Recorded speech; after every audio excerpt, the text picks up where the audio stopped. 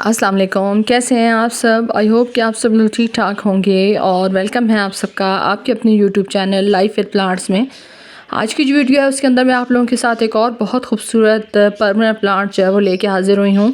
और जो मेरे बहन भाई ख़ास तौर पे बिगिनर हैं या अभी गार्डनिंग स्टार्ट कर रहे हैं, उनके लिए अगर मैं ये कहूँ कि ये प्लांट उनके लिए ख़ास तौर पे मैं वीडियो इस हवाले से शेयर कर रही हूँ तो ये गलत नहीं होगा।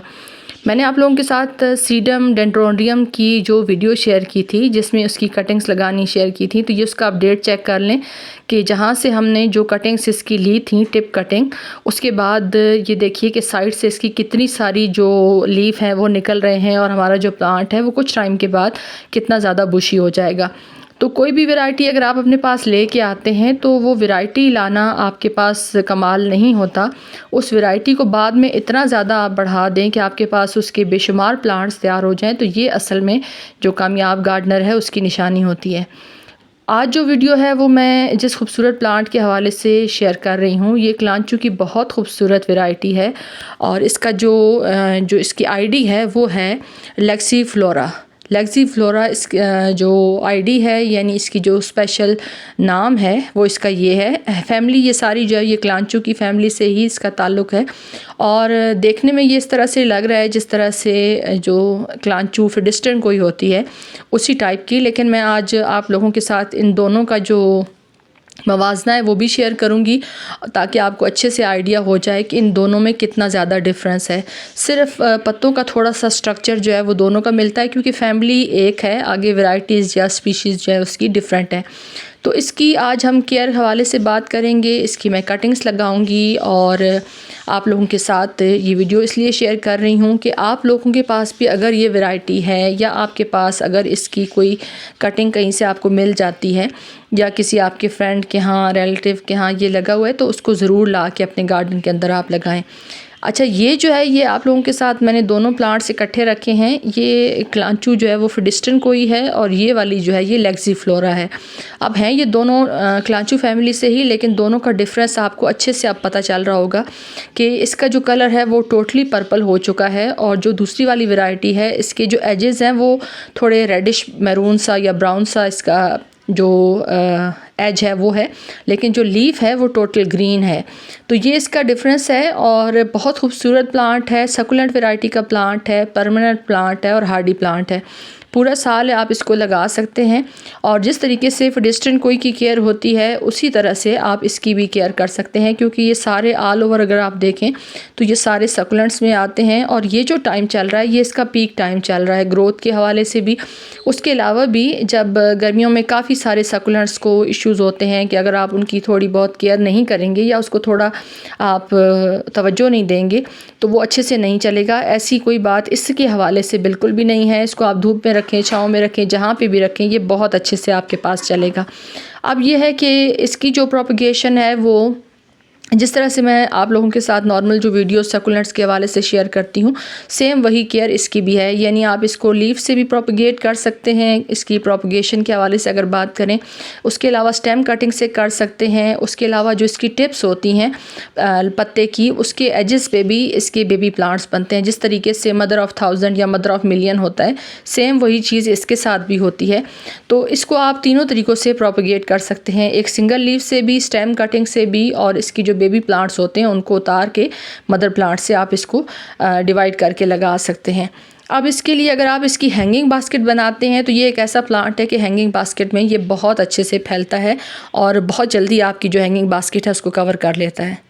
अब बात करते हैं इसकी सॉइल मीडिया के हवाले से। इसके लिए आपको जो स्पेशल हम सकुलेंट की सॉइल कहते हैं वो बनाना ज़रूरी नहीं है। अगर आपकी पुरानी गमलों की मिट्टी पड़ी हुई है, जैसे ये वाले जो मिट्टी आप लोगों के साथ मैं शेयर कर रही हूँ जो इस हफ़्ते के पार्सल गए हैं, उनके जो मिट्टी वगैरह मैंने निकाली थी तो वो इसी एक क्रेट के अंदर मैं डालती रहती हूँ ताकि फिर एक तो मैस ज़्यादा नहीं फैलता, दूसरा ये कि इसी में से फिर मैं दोबारा जब मुझे नए प्लांट्स या कटिंग्स लगानी होती हैं तो इसी में से मैं उनको लगा लेती हूँ।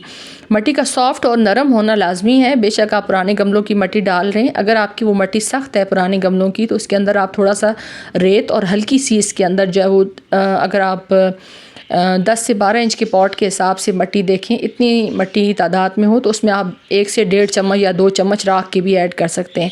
राख जो होती है वो आप कटिंग लगाते हैं तो उसके अंदर फंगस को लगने से बचाती है और आपकी कटिंग जो है उसके अंदर कभी भी जो गलने का जो एक प्रॉब्लम आ जाता है कि ओवर वाटरिंग की वजह से, उसमें आपको काफ़ी बचत हो जाती है। अगर आपका वेल ड्रेन सॉइल मीडिया होगा तो आज जब आप कटिंग लगाने के बाद पानी देंगे तो वो बहुत आसानी से पानी ड्रेन आउट हो जाएगा। जितना पानी मिट्टी को चाहिए होगा मिट्टी ले लेगी, क्योंकि जब हम कटिंग लगाते हैं चाहे सर्दियों में लगाएं या गर्मियों में लगाएं, कटिंग के लगाते वक्त आपने मिट्टी के अंदर नमी का जो तनासब है उसको बरकरार रखना है। जब सॉइल नम होगी तभी कटिंग्स के अंदर जो है वो रूटिंग का अमल जो है वो स्टार्ट हो सकता है। अदरवाइज़ कई दफ़ा बहन भाई कहते हैं कि हमने कटिंग लगाई थी, बेशक सर्दियों का मौसम था, पानी भी बहुत रुक रुक के दिया है।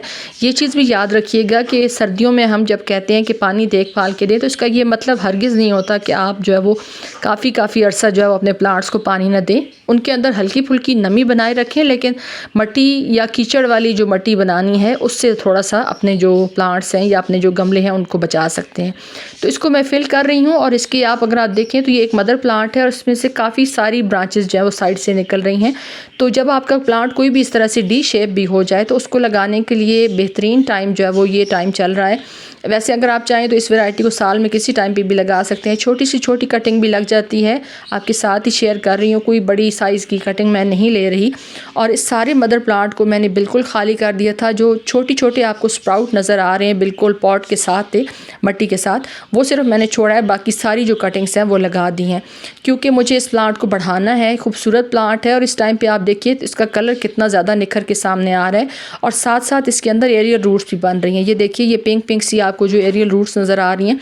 अब अगर आप चाहें तो इसको लिटा के भी लगा सकते हैं और इसको अगर स्टैंड करके इस तरह से आप लगाना चाहें तो दोनों तरीक़ों से लग जाएगा।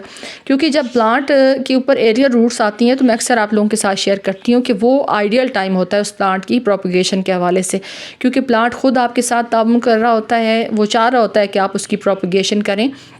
तो अगर हम इस चांस को मिस करते हैं तो फिर ज़ाहिर है ये हमारी अपनी नालायकी हो सकती है, प्लांट का इसमें किसी किस्म का कोई कसूर नहीं हो सकता।